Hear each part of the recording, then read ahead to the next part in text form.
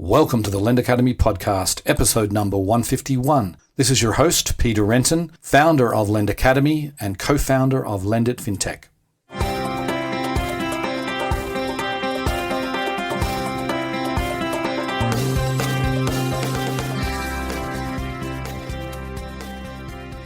Today's show is sponsored by Lend It Fintech Europe 2018. Europe's leading event for innovation in financial services is coming up on the 19th and 20th of November in London at the Business Design Centre. We have recently opened registration as well as speaker applications. You can find out more by going to lendit.com/Europe.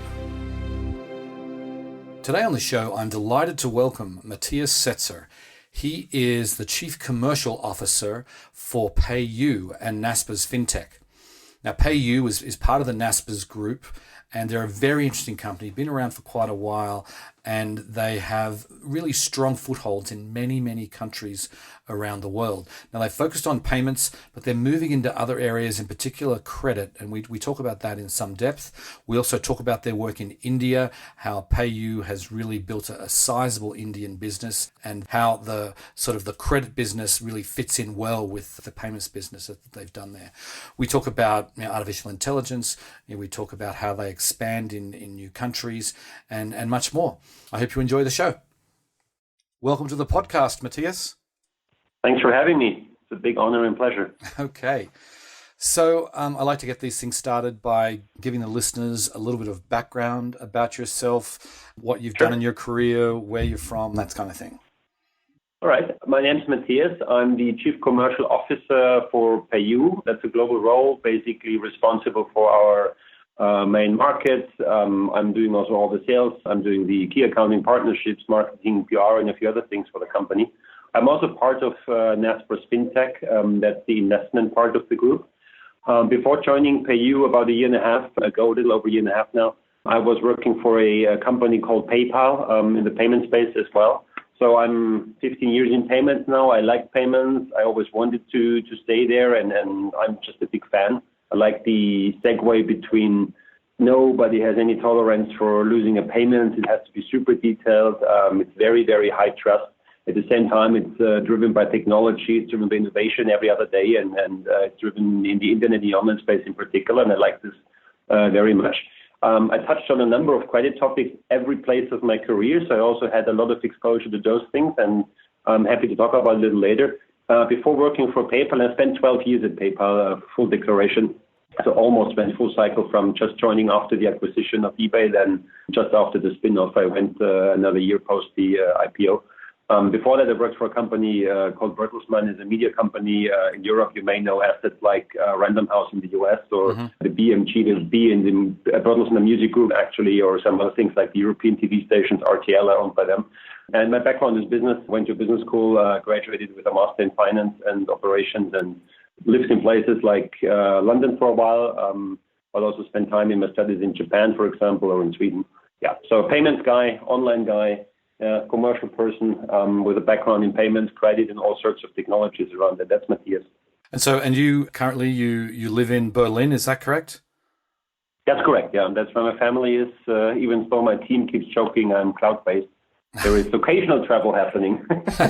Right. I know we're talking to you today while you're in London. I know that. So that's, you do obviously get around. And I just flew in from San Francisco, to be honest, and I'll be in Colombia next week. So it's a global world, and it's also still an interesting observation that still some things need to happen in person and local. Right. Okay, so I want to talk a little bit about PayU and NASPERS. These are pretty well-known companies, I know, in Europe and around the world, but some Americans may not be as familiar with them. So why don't you give us a little bit of the history of the business and what PayU actually does? I'll be very quickly on NASPERS, and also in terms of the overall story, I have to talk a little more about PayU. If there are more NASPERS topics, we need to refer to them. The short summary is NASPERS is one of the world's biggest tech investors. It is originally a South African media company, about 104 years old. It's stock market listed now in Joburg and has a proxy listing in London. It's a very sizable operation still with large media assets and has a number of investments around the planet, from classifieds to foods to actually payments. PayU is the payments part of Naspers. We are about 15 years old. We are a growth market specialist. It means we have our main businesses in very interesting markets from India to South Africa to Turkey, Russia. Poland is in there. We also have 7 markets across Latin America, Brazil, Mexico, Colombia, Peru, Chile, and so on, Argentina. Right. So we are in currently 17 markets, and basically a payment company that operates as a gateway, as a payment service provider. But I would always like to describe us also as a quote-unquote deep payment service provider, because we're doing things like building our own credit products. For example, we have self-built and self-developed credit offerings in markets like India or like Colombia. We're also providing a number of risk and other services, of course, and we recently added some significant investments in particular consumer credit. We have plans to go beyond that. That includes other areas of credit like merchant credit, and ultimately one could argue and discuss, hey, what is actually the definition of a digital bank, of a consumer bank? What should the bank look like in the future? And if you're a payment company, a credit company, shouldn't you have a say in the way how a digital bank looks like in the future? Mm-hmm. That would be the short summary of PayU. So in the global scale, mid-sized, for regional and growth markets, a very large player. Mm-hmm. Okay, so then after, you spent 12 years at PayPal, you said, and you joined PayU like a year and a half ago. What was the reason? Why did you decide to join? What did you see that was interesting? A number of things, right? And I had a great time, as you can tell, at PayPal. If you're spending 12 years there, you have no excuses. You had to like it, and I did. And I'm still very happy I spent the time there, learned a lot. And at the same time, I was very tempted by this opportunity. It's a very interesting role. Personally, I'm one of 4 people running the company, and that is a very wonderful thing to develop. And now there's no more excuses. So when I'm not happy about fast decision making on the executive level, well, that's actually me, right? Right. So there's a very personal, you run out of excuses. That's a very good development. PayU has a unique setup, right? Because the thing I like about it, I was doing a lot of work for PayPal in a market like Germany, and PayPal is heavily localized in Germany or the UK, for example. But if you look at global markets around the planet, PayU is very specific because it has a lot of local infrastructure. We are in every market, we are a local payment company. Right? There's not a single payment method missing. We have, depending on the market, we even have local servers on the ground. Right? For example, for regulatory reasons, we have local offices, we have local licenses, we have full connectivity. There's no proxy in between, right? Or no aggregator in between. So PayU is a super hyper local payment company, and at the same time, it has a global footprint, it has global scale, and it has a global infrastructure as well. And you multiply this with being Naspers Fintech, there is an element of equity, there's an element of investment. We are a growth market investor. From that angle, it was a super interesting combination to say, hey, you have this super strong local footprint, local expertise to the square, and you scale it globally. And when I was offered this position, it was predominantly about cross-border trade. Now it's also about all the local payments and the local markets and everything. I found this incredibly tempting to combine that with my knowledge and expertise, and also learn a lot of new things, right? If you're suddenly doing business in markets like Brazil or India, the learning curve is very steep. To say the least. Yeah. And that's an interesting point. So, I mean, you say you're hyper local, you have offices on the ground. I mean, like the payments infrastructure in different countries, like you've got Russia, you've got India, Brazil, they're all very, very different. And you've got Africa, where there's a whole other different types of we do business in Nigeria. So how do you approach going into a new market? I mean, you've got to really start from scratch, I imagine. Yeah, well, the interesting thing is, if you look at PayU's history, the company is, I would have said it is almost a conglomerate of go-to-market variations. So we have every example in the group, basically. The original investment thesis and build-out was, hey, let's build an emerging markets payment company. And people ventured out and bought the first payment companies in Latin America. Those are our oldest parts. They're about 15 years old in terms of corporate history. So there was an acquisition element. You could go into a market by acquiring. We do this sometimes, right? There is another element. The group owns big assets. For example, Naspers was the owner of a company called Allegro in Poland. Allegro had a payment part called PayU. That's where the name's coming from. Allegro has been sold. The marketplace has been sold, but the payment company is still there and it's our asset, and we kept that part. for branding reasons, we choose it later on. It's not, it's a different reason. But so there may be a payment asset that you, quote unquote, I almost say like inherit. Other situations, or PayU India was coming out of a Naspers owned incubator. This was an entrepreneurial venture. There were two entrepreneurs. One of them is still with us, Sheila Snug, and the COO of the group today in India.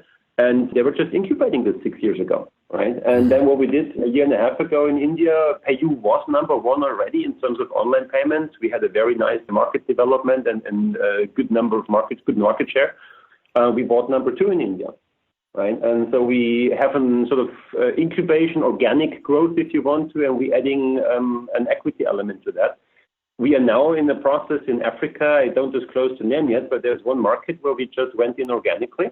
We set up an office, we hired people, we talked to a regulator, we filed the applications. We are hopefully very, very, very shortly away from getting the license. Orally, they told us you get it. So we got this week, that we will get it. Connectivity has been built with our own engineering, right? So we connected to local payment methods. And yeah, as soon as we get the stamp, we're going to start running those operations and make an announcement if we're live in another market in Africa. Okay. Right? So the short answer is we're doing everything. We're using all means of expansion. We are not very agnostic or very limited by one. And yes, the company still keeps actually growing and venturing into new markets. Absolutely. Mm-hmm.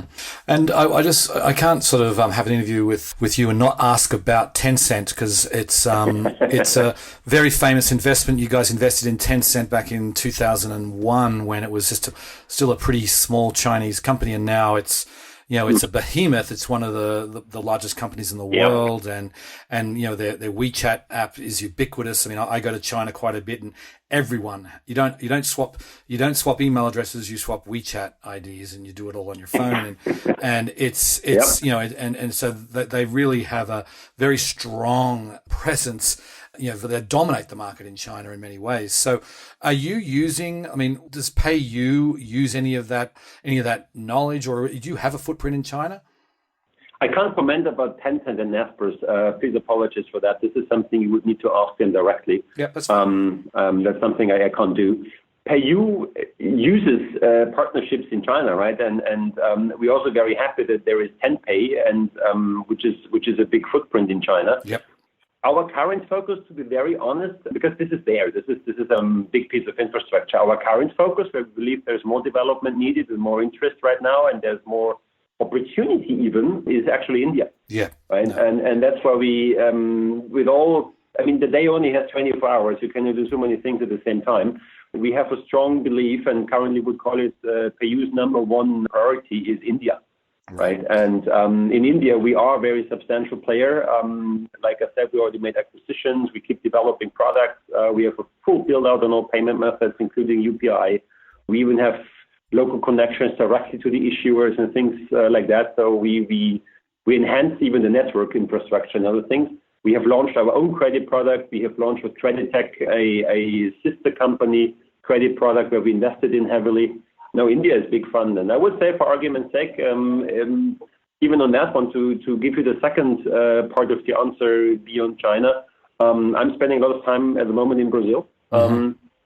It is one of the world's largest economies. It is one of the world's largest countries by population, number 5, actually. And we are curious, are we under-leveraged there? Should we do more? What is the right way into Brazil? It is complicated. It's not easy, but should we do more? But clearly, India is the number one for us. Right. No. Right. Yeah, it makes sense. India.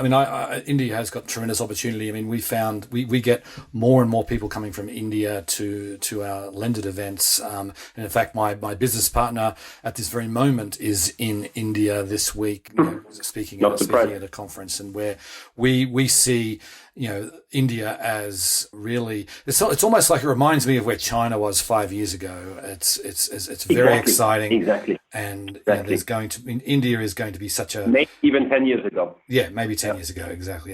But it's really, there's a lot of excitement about what India can become, and it's obviously a lot more open. But let me ask you, Peter, what about landed India? I get asked that question. I get asked that question probably every other week, usually by an Indian. Not surprising.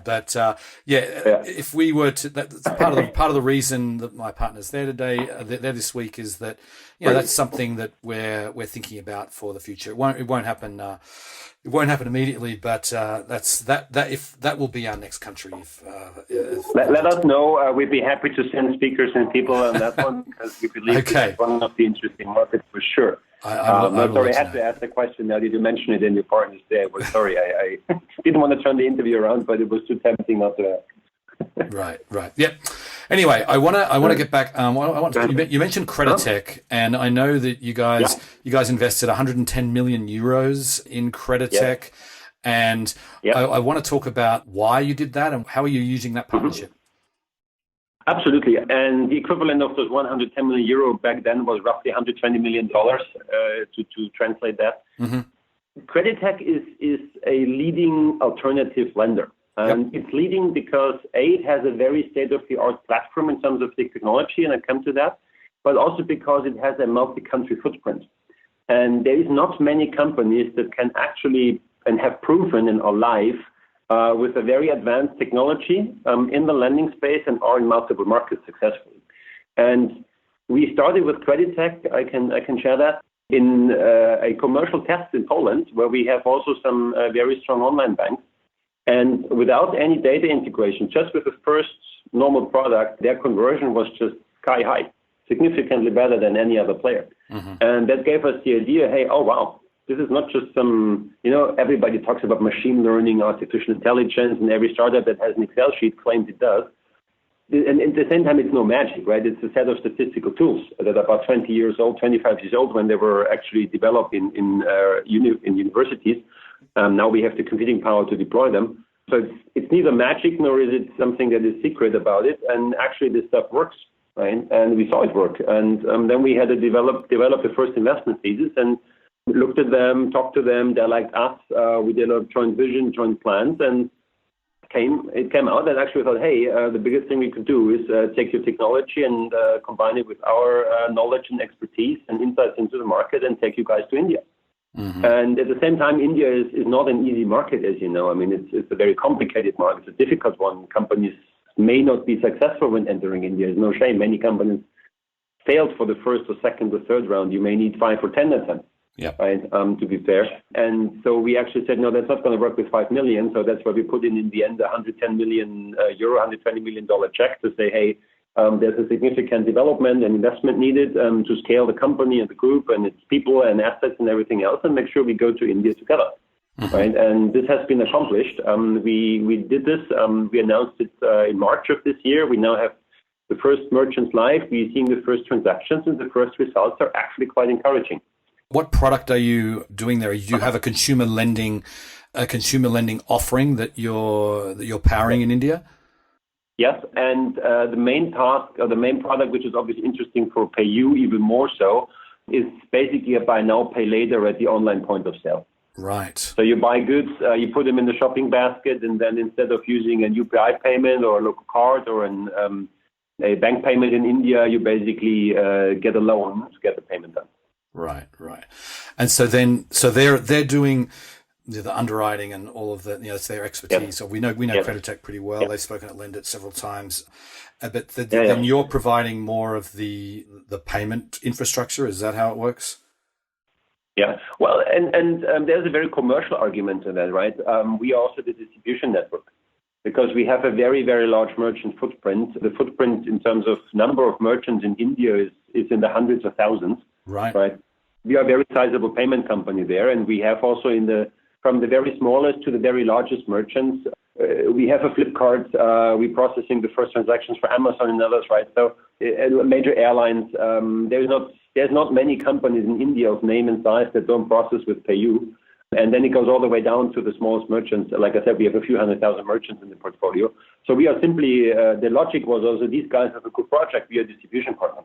Now you multiply this and say, hey, we also have some expertise in a controlled, facilitated, and also legal way. You can share data at the right point, right? Because our payment data coming from a shopping basket provided by the merchants with the consumer's consent, of course, allows you to score and give the consumer actually a good credit offering, right? The more data you get in there, and so consumer has an incentive to give you the right data, you can get them a good interest rate and a good score and do that. And then the consumer has a good shopping experience and can check out with a good loan.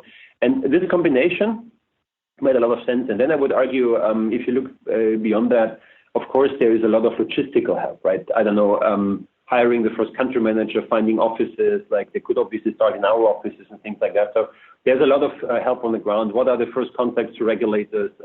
PayU is a very local company, like I said before, and we are hyper local. So of course, PayU India is an Indian company, full stop. Right. But it's not an international company that has a few people speaking Hindi. It's an Indian company that has a few people speaking English. Right. And this is paraphrasing. Obviously, Indians speak very well English, but it's the other way around. And so Creditech also had a super local partner that knows the market inside out. And I think this is a value that goes beyond just the pure academics of a distribution arrangement for an equity deal or a data sharing, right? Which are sort of the obvious ones that you would think. But the local expertise is probably the one that is the secret sauce in that one, and that makes a difference. Right. Yeah. Yeah. So it's interesting to me. So you mentioned you've got hundreds of thousands of merchants in India, and but you've got Creditech are a consumer lender. Are you also going to be like you look at companies like Square, like iZettle in Europe? They're providing capital to small businesses as well. Is that going to be part of your offering, or are you doing that now even? We have partnerships now, but not at the scale we wanted to.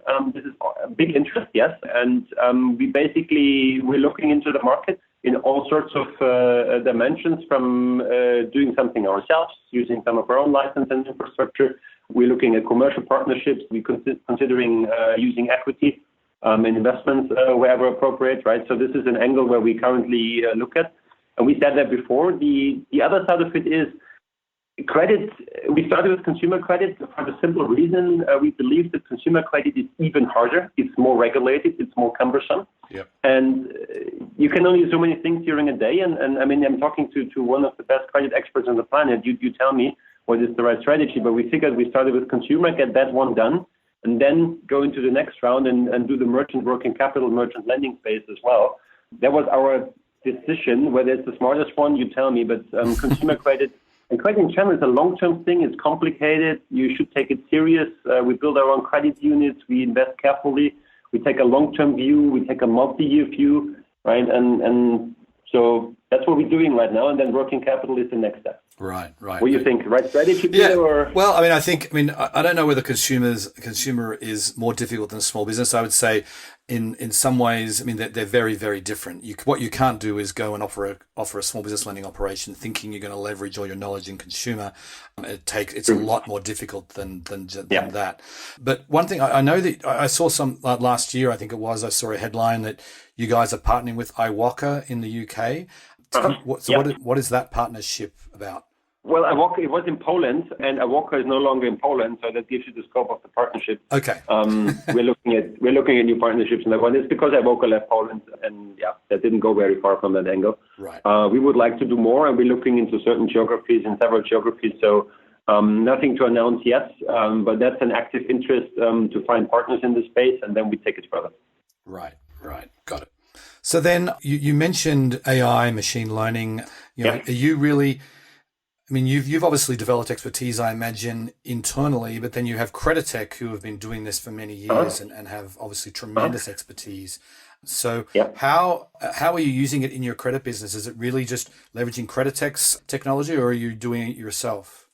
No, there's a little more to that. And I would mention two other names, or actually three names, but two of them in particular. So we have three more investments in credit companies in the consumer lending space. One is Creditas in Brazil. Mm-hmm. Speaking to a second priority market. And then two more in India. One is Setzer, and the other one is PaySense. And also, those companies have a particular angle in terms of artificial intelligence and machine learning. They're tackling different segments, and it's very complementary to the Creditech offering. And from that angle, this is the way to go in complicated markets like India. You need a decent amount of machine learning expertise and knowledge to do that. Certainly, Creditech is at a different scale. It's pretty large for a fintech startup, and they have a sizable loan book and expertise on that one, which is one reason why we like them so much. There's already some scale. What we're doing ourselves is also, for example, take LazyPay in India. That's a product we developed ourselves. The name LazyPay is actually the original internal code name. For some funny reason, it stuck. The product hypothesis was, hey, this is for small amounts. Imagine an Uber ride. Imagine a food delivery, right? And you couldn't be bothered really typing in a complicated credit card number, doing a complicated wallet transaction or redirect with bank payment, PIN ton, blah, blah, blah. It's actually so simple. You want a one-click payment. I just want this sandwich. I just want this quick ride, right? Amount less than $50 in the equivalent of the currency and the Indian rupee. And so we developed it ourselves. It's a very simple, basically one-click payment, or even for subscriptions. So you can use it for subscriptions as well. And then the consumer just pays with this, and we collect the money later. So it's a buy now, pay later. It's a credit product, but it's for convenience payments. And that uses artificial intelligence and machine learning to sort the risk and assess the consumer and all of that. And the second example I'm giving is a product called Tifia. That's a more classic buy now, pay later product in Colombia. Again, for normal shopping e-commerce amounts, so not for the convenience side, but like regular amounts of a couple hundred, maybe $1,000 equivalent. It's Colombia still, right? So it's not the highest amount. But that's another product where we are deploying those statistical measures to assess consumer risk. And those machines run independent. And the teams are also, obviously, they talk to each other, right? There is the exchange of knowledge to some extent, but it's basically three teams running those three different initiatives, because also the other truth of it is a lot of it is market specific, model specific, consumer behavior specific. And you can't just pretend that because you did the business successful in Poland, India is just the same thing with a different currency. Or if you did it in India, why not just export it to Colombia, right? It's just Spanish and Colombian pesos instead of whatever, the Polish zloty. So from that angle, we run those. And the fourth area, just for argument's sake, we're also deploying machine learning, artificial intelligence in our risk infrastructures. Right? We also have risk products where those statistical tools become very handy. Right.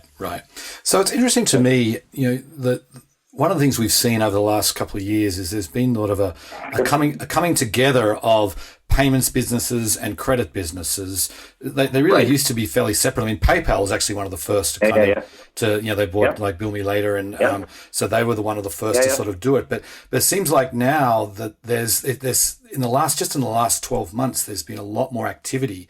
So how do you view these two distinct industries in some ways that you're involved in both of them? How do you see this evolving?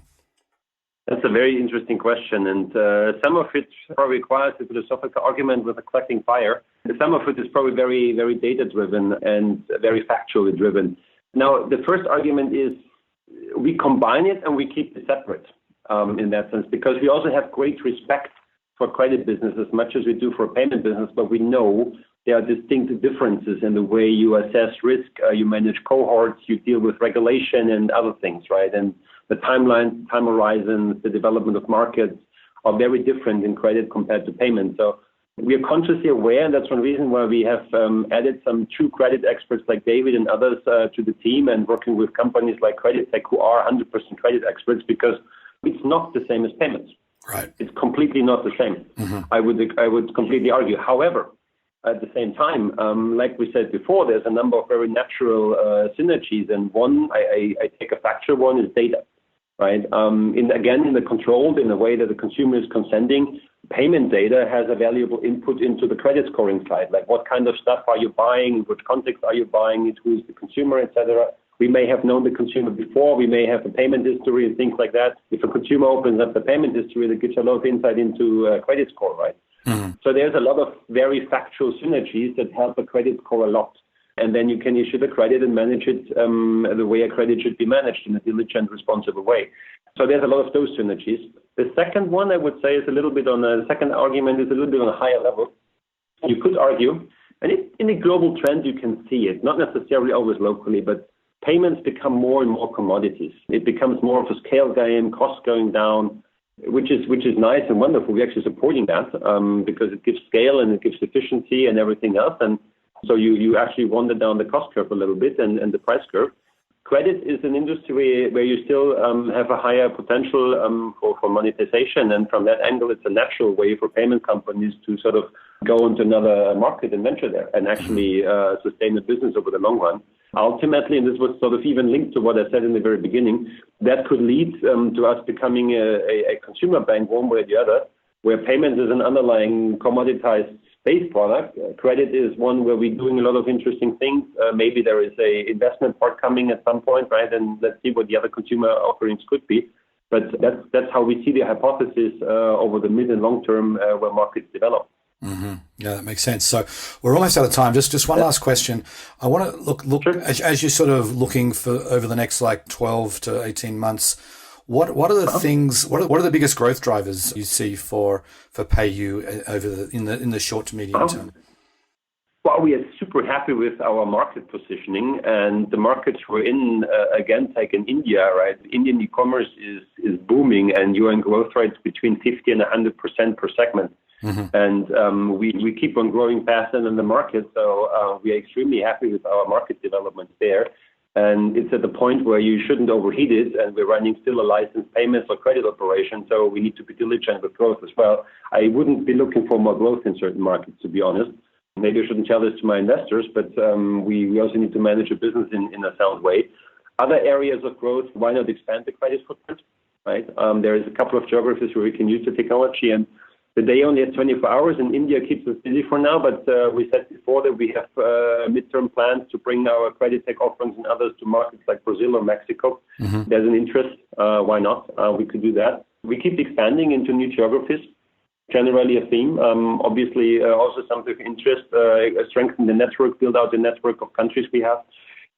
And there's a few future things. I mean, there is not sure this is a big growth driver yet, but we have our first investment in blockchain companies like Lunu. We're investigating blockchain technologies. We may have the first technology application later this year, and that's why we're looking into that right now. There's another way you could because we think it could help us on the efficiency side, on the scaling side, actually. There's some real applications for blockchain. Mm-hmm. And from that angle, I think there is another way of growth coming. On top of it, everything we do on normal business development in other areas, of course, but all those three together already keep us pretty busy, and no, we're very happy with the development. Okay, Matthias. Well, we'll have to leave it there. It's a fascinating business you got, and you really, I can see, tremendous things ahead for you guys. So I really appreciate you coming on the show today. Thanks for the feedback. Thanks for taking the time. I appreciate the questions were super interesting. Glad meeting you, Peter, and hope we meet soon and talk soon. Thank you. Okay, thanks, Matthias. Bye. Ciao, Peter. It's really interesting to me, this convergence of payments and credit. And, we've seen it, as I said, PayPal have been doing this for a long time. Square and other payments companies have been offering credit for some time now.